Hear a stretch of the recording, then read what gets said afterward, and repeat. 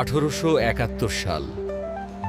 ক্ষুধায় কাতর প্যারিস, শহরটা যেন থমকে গেছে। বন্ধু, কি খবর এতদিন পর? এই সময় দেখা হওয়া সুখকর নয়। সাইন নদী, একসময় এই নদীই ছিল তাদের মনোরঞ্জন ও চিত্ত বিনোদনের একমাত্র মাধ্যম। চলো আবার যাই। শেষবারের মতো হলেও আপত্তি নেই।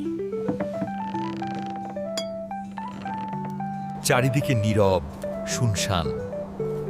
এমন পরিবেশে কেমন জানি ভয় ভয় লাগে। কি শান্তি! হ্যাঁ, যুদ্ধের হয়রানি এখানে নেই। মানুষ শুধু লড়ে আর পৃথিবী নীরবে সয়ে যায়। সব শেষ।